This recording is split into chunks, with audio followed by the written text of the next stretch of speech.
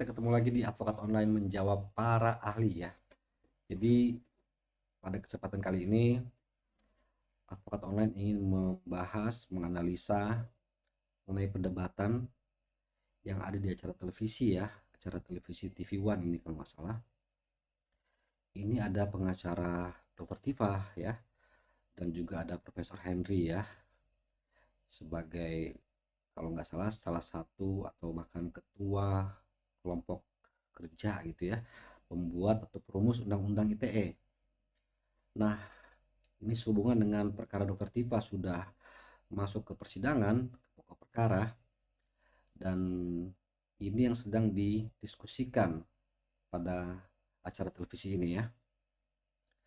Nah, Advokat Online bermaksud ingin menganalisa sekaligus memberikan pendapat, masukan, dan juga bahkan kalau bisa kritik ya, terkait dengan substansi dari perkara secara hukum ya yang berlaku di Indonesia. Nah, kita mulai.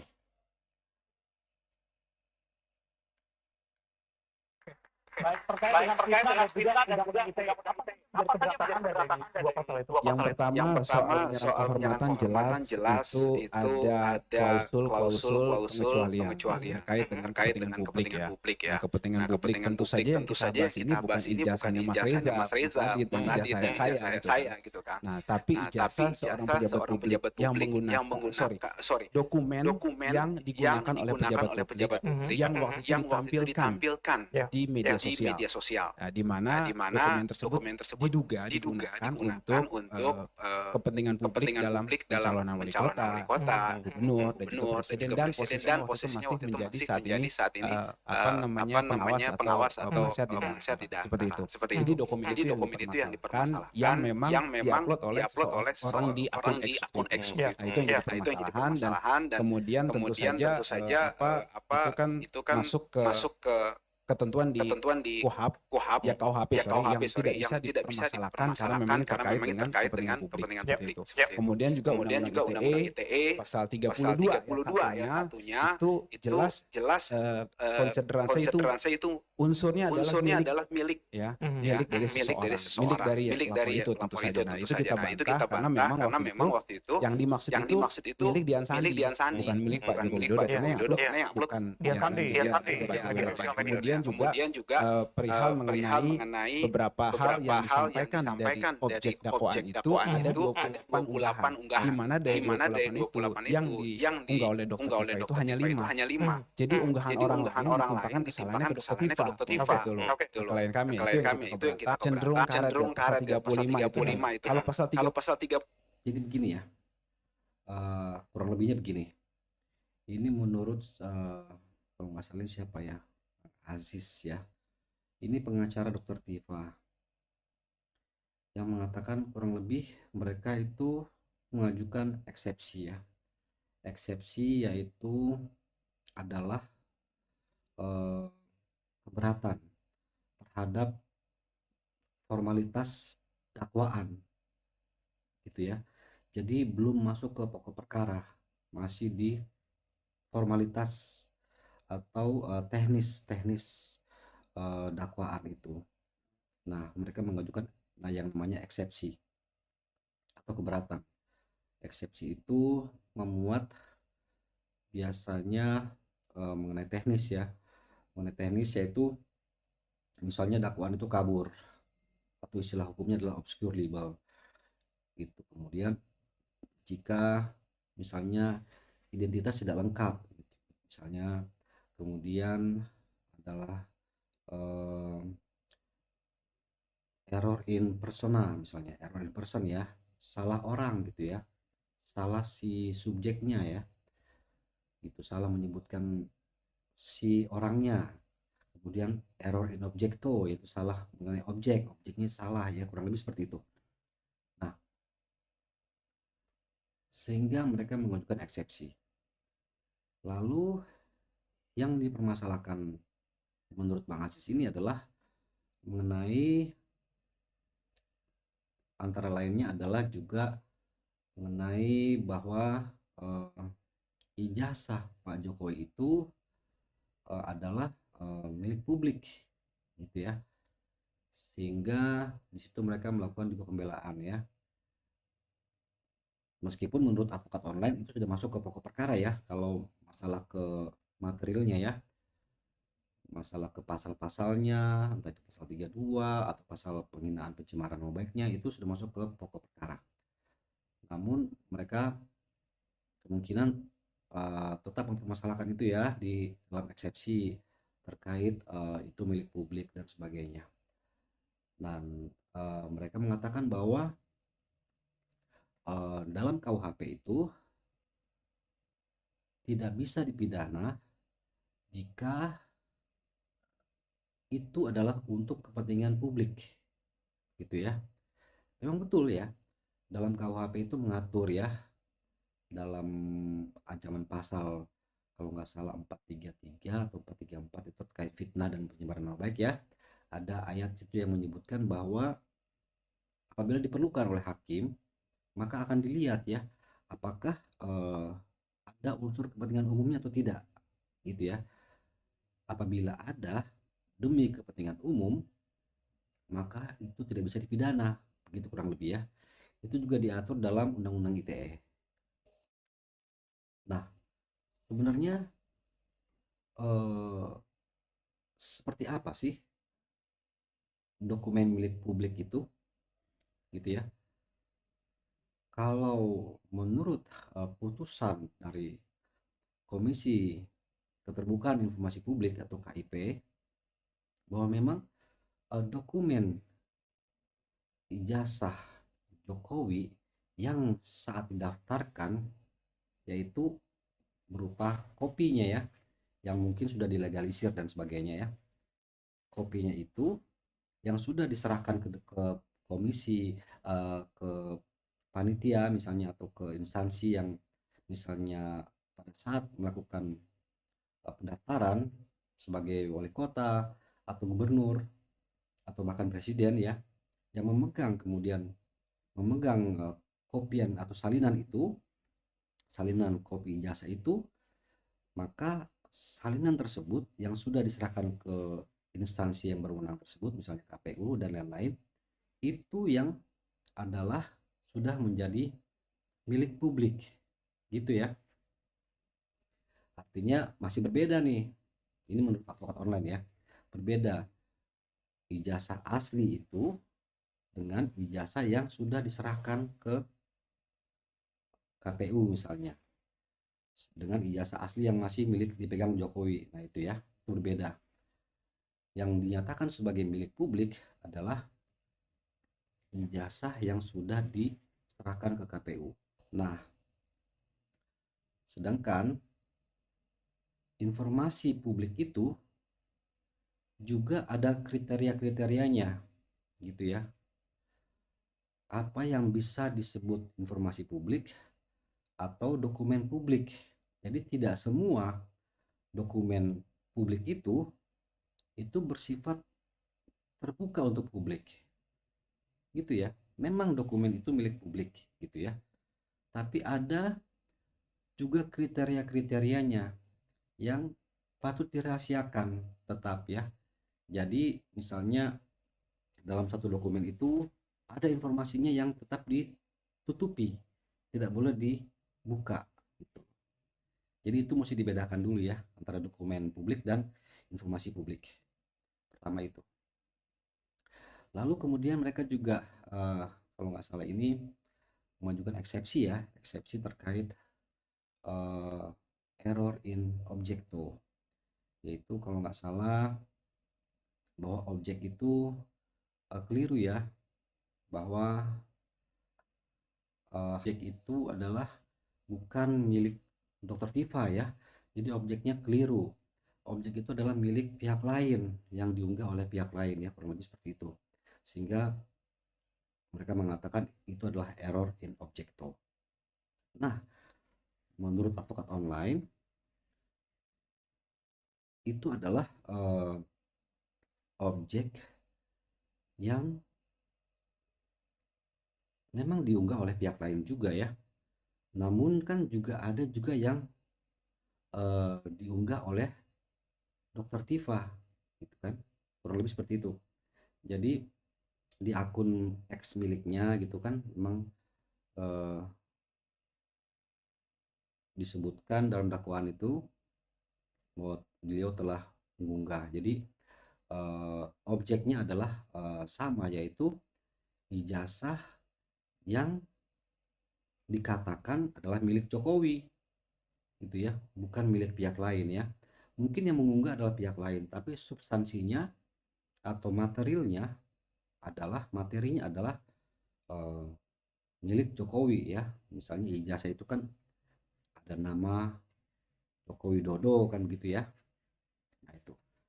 Kemudian kalau nggak salah mereka juga mengajukan eksepsi mengenai kewenangan relatif, yaitu kewenangan pengadilan mana yang berhak untuk mengadili perkara ini. Nah, kewenangan relatif itu misalnya suatu kejadian di daerah Jakarta Selatan, gitu ya, wajib disidangkan di pengadilan Jakarta Selatan gitu, kurang lebih seperti itu, sesuai dengan lokus deliktinya. Nah, itu yang mereka ajukan keberatan, artinya mereka mengajukan keberatan bahwa pengadilan Jakarta Timur tidak berwenang mengadili itu, harusnya Jakarta Selatan, karena kejadiannya itu lokusnya gitu ya ada di Jakarta Selatan gitu ya. Jadi kurang lebih seperti itu.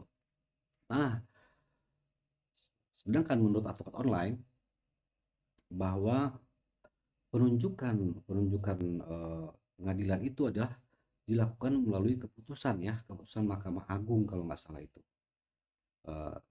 Surat dari Mahkamah Agung yang menentukan bahwa karena pertimbangan-pertimbangan tertentu ya, maka Mahkamah Agung menunjuk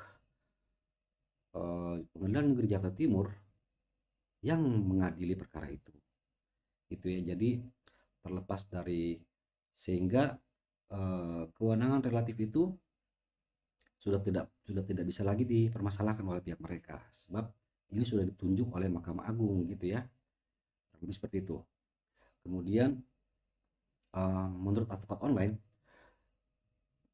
rasanya untuk apa gitu ya? Untuk apa mengajukan eksepsi mengenai kewenangan relatif itu gitu. Hanya memindahkan tempat saja misalnya pun ya dikabulkan gitu ya. Hanya memindahkan tempat gitu. Jadi cuma wasting time gitu kalau menurut advokat online ya. Itu ya. Bahkan ini kan juga sudah ditunjuk oleh Mahkamah Agung gitu ya. Pertama mengatakan tindak kejahatan atau tindak pidana dilakukan di wilayah Jakarta Selatan.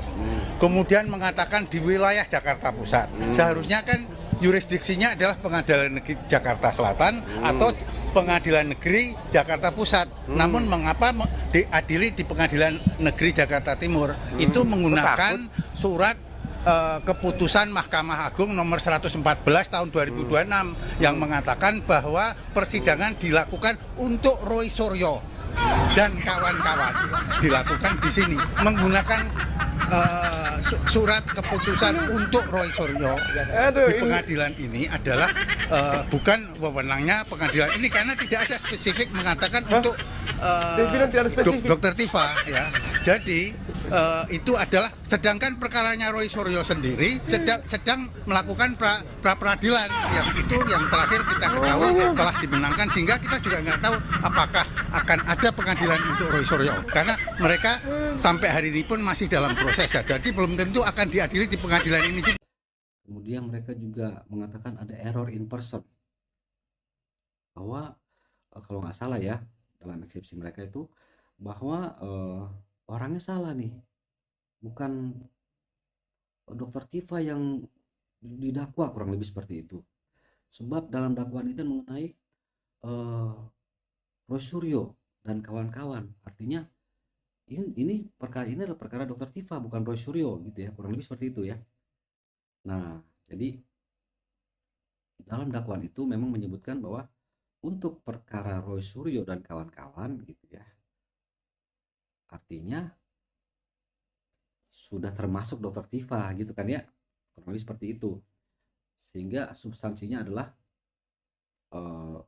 Roy Suryo dan Dokter Tifa, kawan-kawan, dan lain-lain ya, termasuk Dokter Tifa, disidangkan di Pengadilan Negeri Jakarta Timur.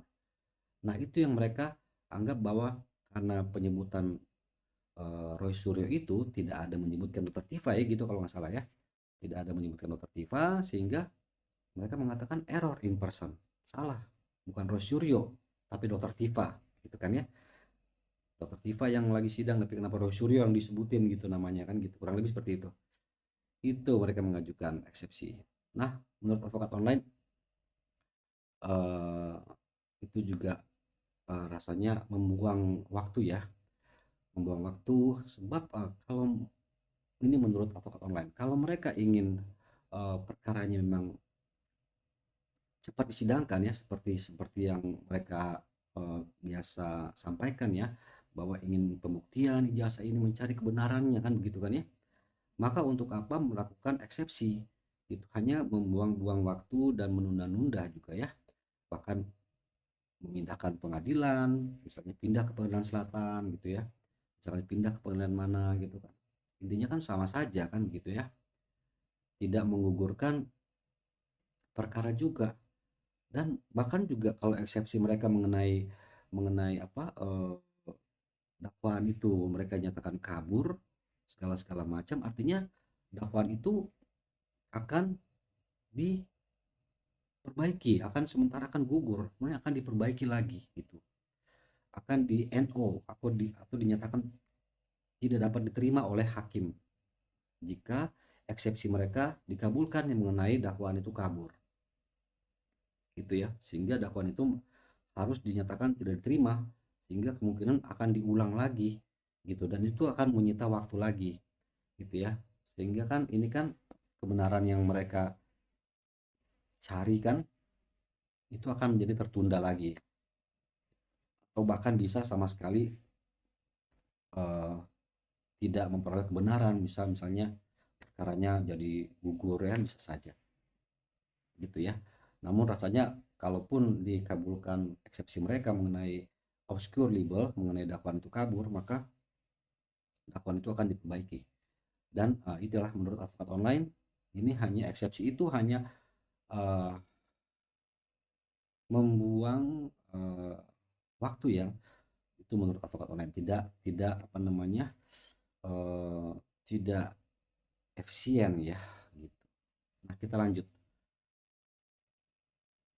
5 dikenakan, bunyi konsideransi itu kan manipulasi antara mengubah dokumen elektronik yang seakan-akan ya, itu supaya terlihat asli, kurang lebih begitu. Ini kan juga mengubah nih berarti. Ini saya bisa permasalahan juga kan.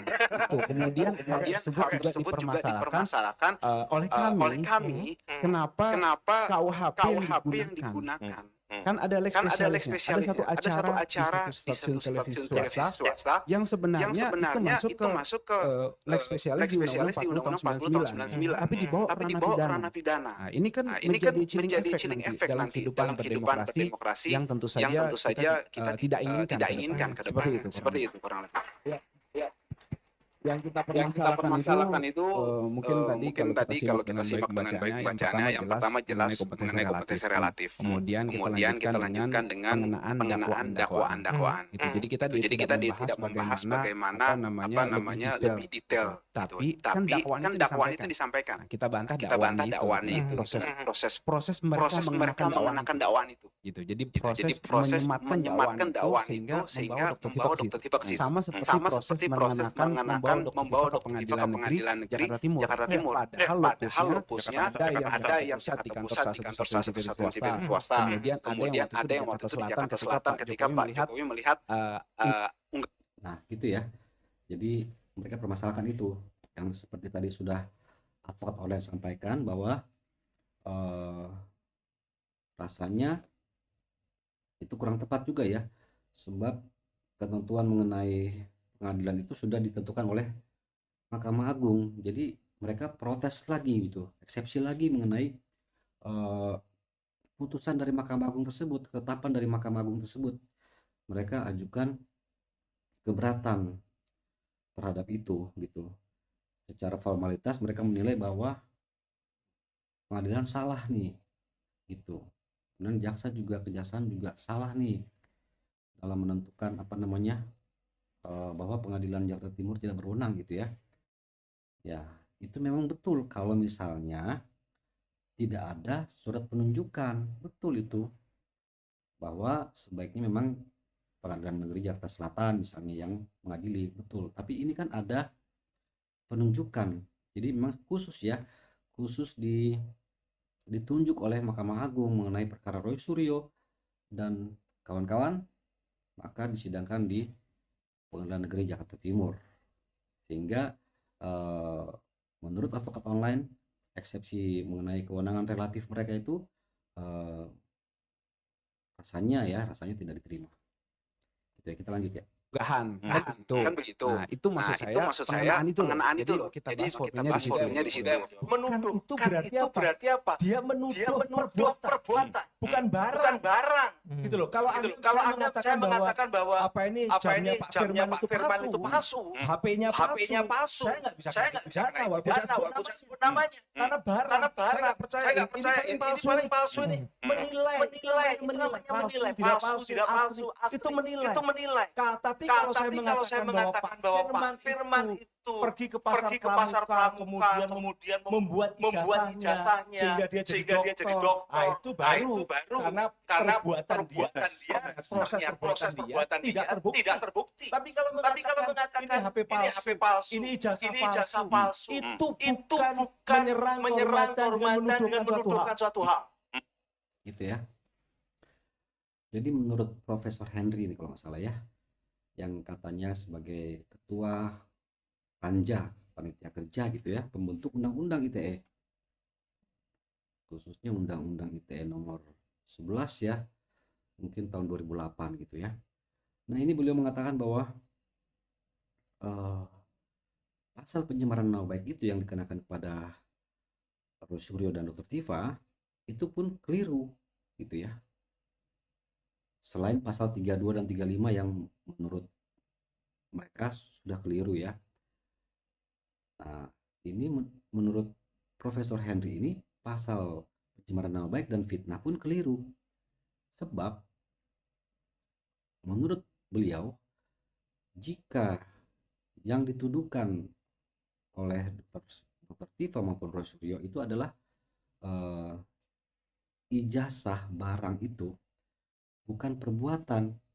Jika yang dituduhkan barang itu saja, yang dikatakan ijazah itu adalah palsu, maka itu bukan merupakan fitnah. Gitu. Jadi menurut beliau haruslah menuduhkan suatu hal. Misalnya Jokowi pergi ke pasar pramuka gitu ya, kemudian memalsukan, nah itu baru bisa dibilang fitnah menurut beliau. Namun jika hanya mengatakan ini ijazah palsu, misalnya contohnya begitu ya, ini jam palsu, itu barang palsu, itu bukan tindak pidana gitu ya.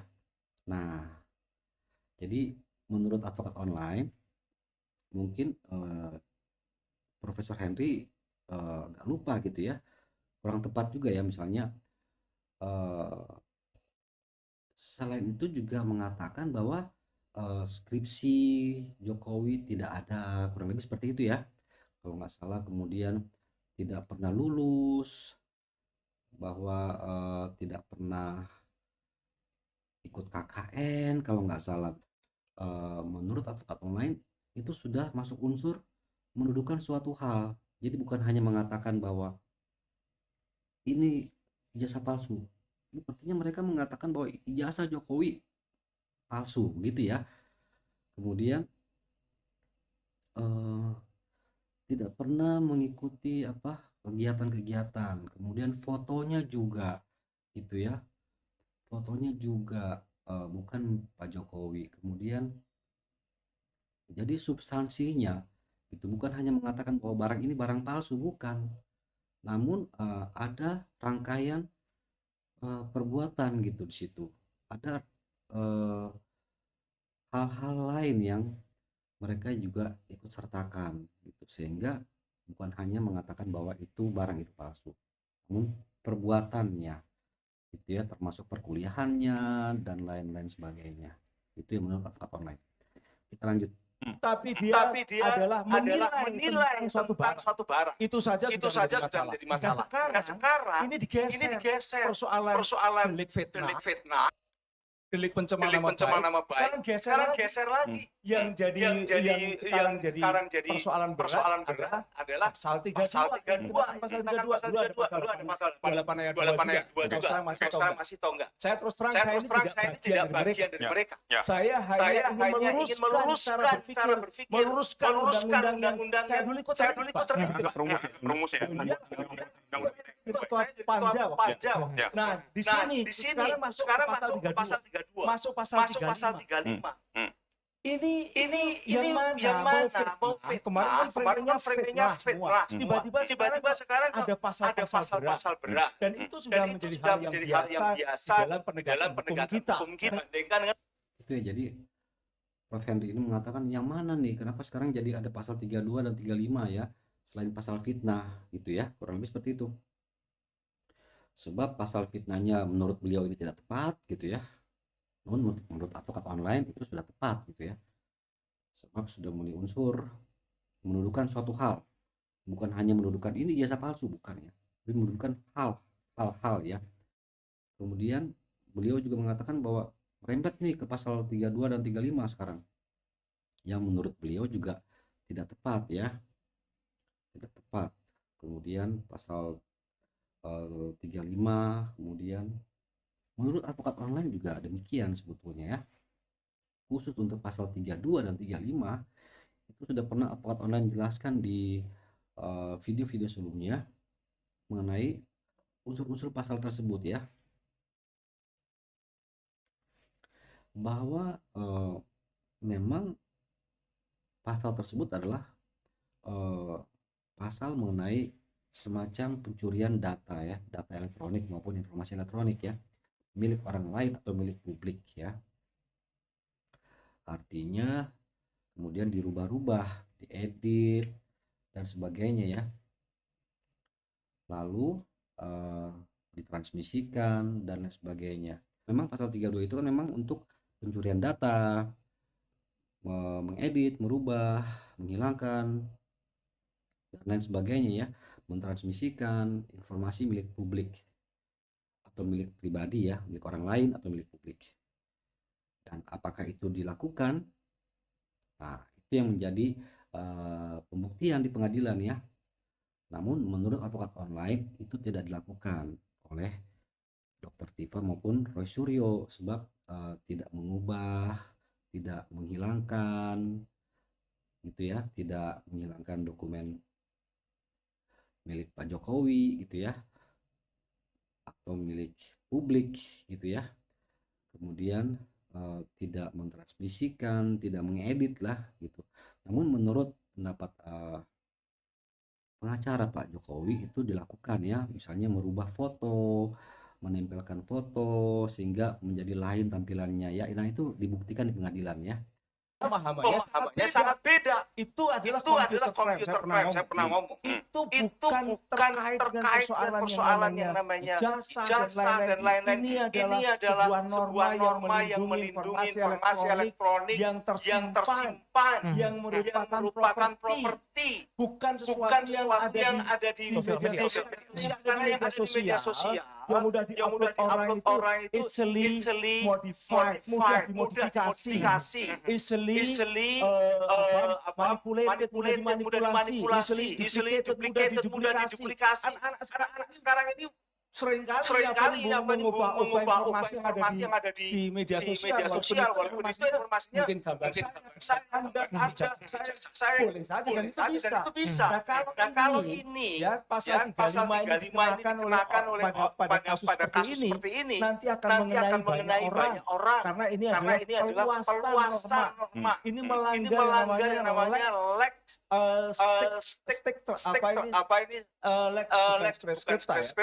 strikta. Jadi bahwa suatu norma itu harus strikta. Harusnya di pasal 35 itu untuk kasus yang seperti apa? Pasal 35 itu misalnya ya kalau Anda atau saya karena memiliki kemampuan untuk menghack ya. Saya masuk ke komputer, masuk ke sistem elektronik milik orang lain.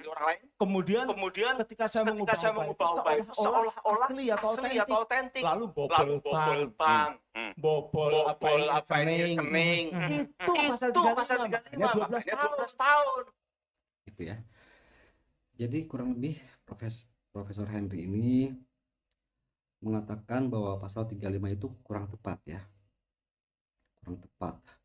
Karena menurut beliau pasal 35 itu harus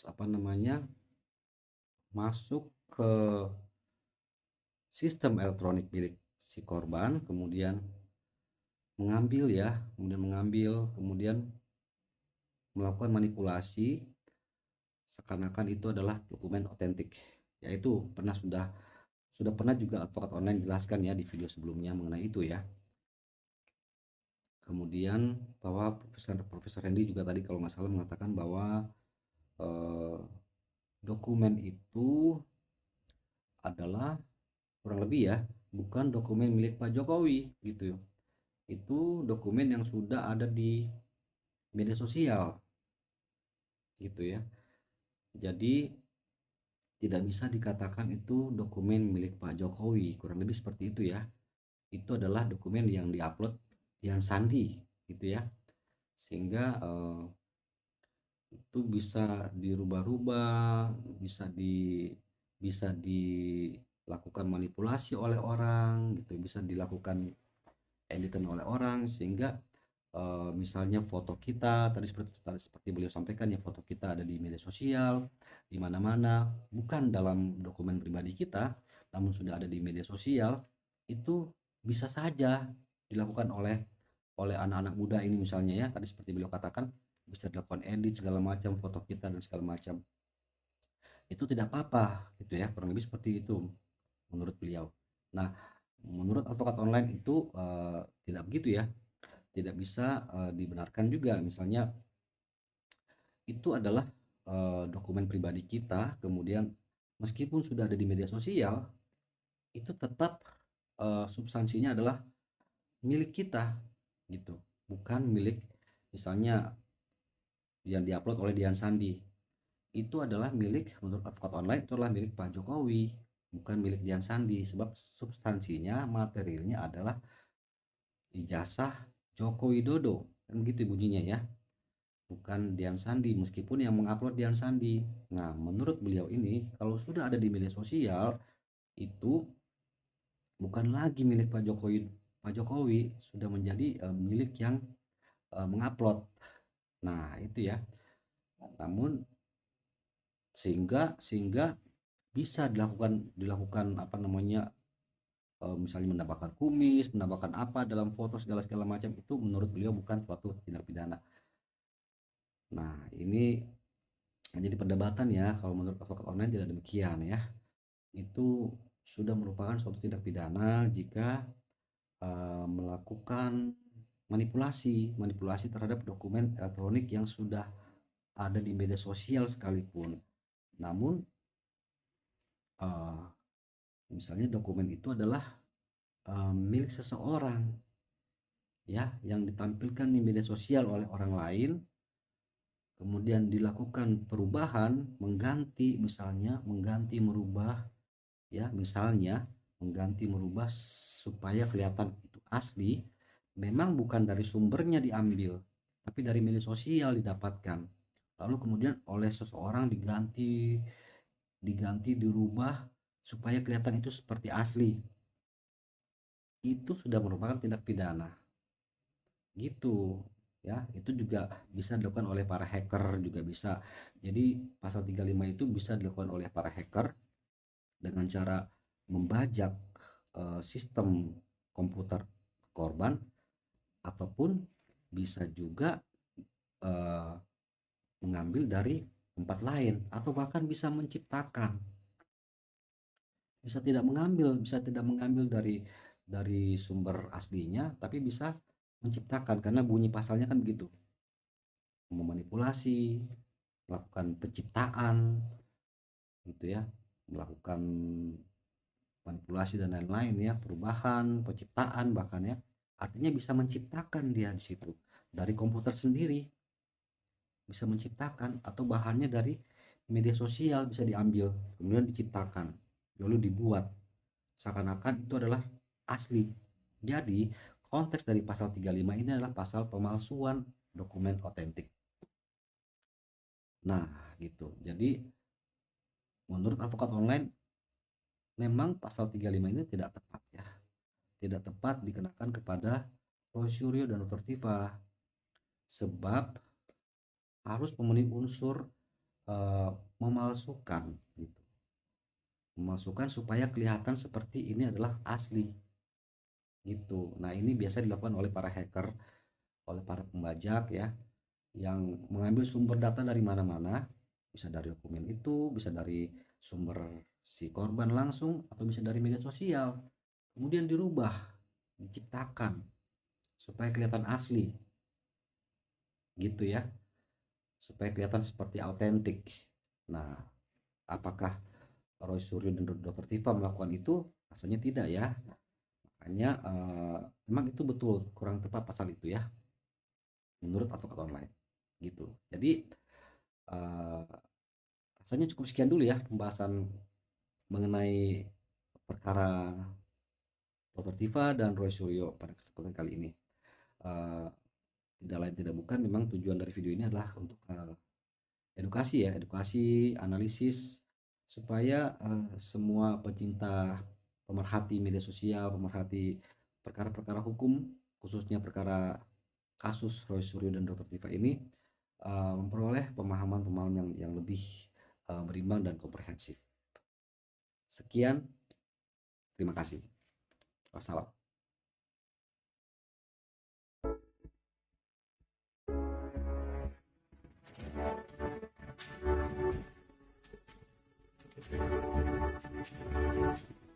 Thank you.